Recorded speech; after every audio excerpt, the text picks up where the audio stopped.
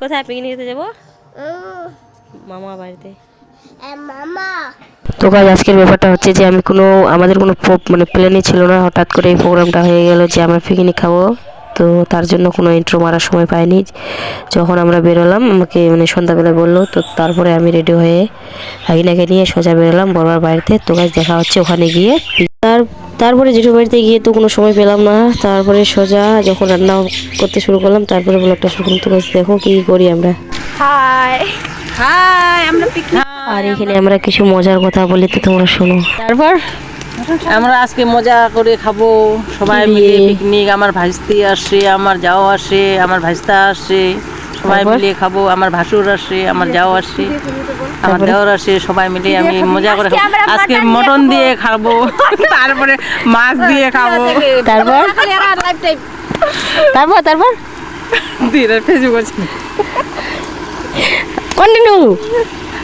তারপরে মটরশুঁটি আছে, আলু আছে, সব কিছু আছে, চাটনি হবে, পাপড় আছে, অনেক কিছু আছে, মিষ্টি দই আছে, মিষ্টি আছে, সব কিছু আছে। আজকে মজা করে খাবো। ডায়লগটা বাড়িল। চাপাতা দিয়ে রান্না করতেছি। তারপরে এই যে তোমার গ্রামের রান্না করতেছি। এটা আমার কাকি এখন কি ডায়লগ দিবে? এটা কি ডায়লগ?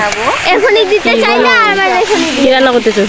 আমি হ্যাঁ, এই যে মটন হচ্ছে, তারপর মটনটা কষা আর ওইদিকে সবজি চিকেন হবে, চিকেন কোথায়? তারপর তারপর ডাল হয়ে গেছে।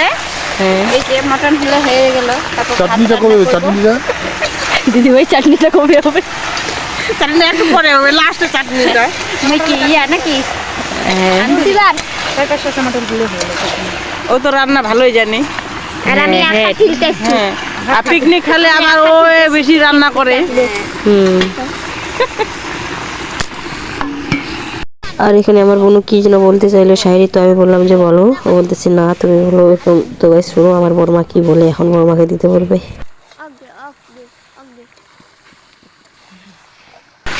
ছেচাং চাং রে ছেচাং চাং, জল দেখি আর না যায় ব্যাং। কদি কিরা বলো তো কি হবে? কত নগদ কি দেখা হোক।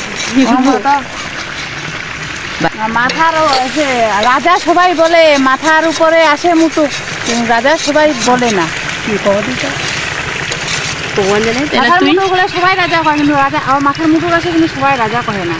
কি কদি ও হেতো চোখু আসে কিন্তু দেখতে পারে না। বলো তো কি? আনারসটায়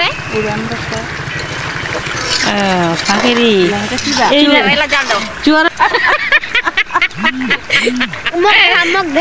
তারপরে অনেক হাসাহাসির পরে এখন ভাগিনী কি যেন বলবে। তো গাইস ভাগিনীর কথাটা শুনি আগে। বলতো বান্ধবী, আমরা স্কুলে যাই, আবার স্কুল থেকে আসি, তাহলে স্কুলে যাই বা কেন? হ্যাঁ, যদি পয়সা ইসে কামাই করতে লাগে তাহলে পয়সাগুলো আমি লোকেদের দিই কেন? দোকানে যদি যাই, আবার দোকান থেকে যদি আরো আসি, তাহলে দোকান যাই কেন? আর যদি খেতে যদি হাঁটতে লাগে তাহলে আমরা খাই কেন? জল খেয়ে মরতেই লাগে তাহলে জল খাই কেন?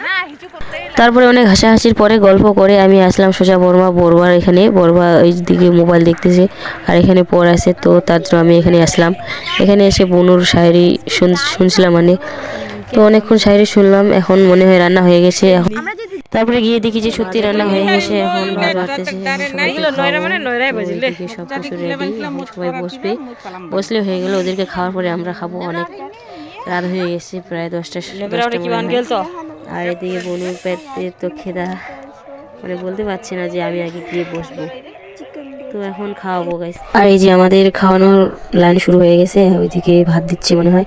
আর মানে সবাই মিলে খাওয়াবো, তারপরে আমরা খাবো। তো আগে এদেরকে খাওয়াই, বড়রা আগে, তারপরে আমরা ছোট। তো ওদেরকে খাওয়ানোর পর আমি খাবো। তো দেখা হচ্ছে।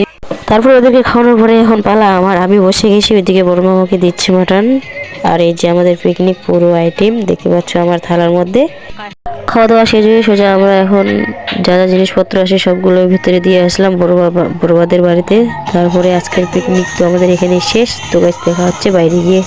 তো গাইস পিকনিক খেয়ে এখন যাবো বাড়ি। তো আজকের ব্লগটা এখানে। তো তোমাদেরকে ব্লগটা কেমন লাগলো, ভালো লাগলে কমেন্ট করে বলবা। দেখা হচ্ছে নেক্সট ব্লগে তোমাদের সঙ্গে।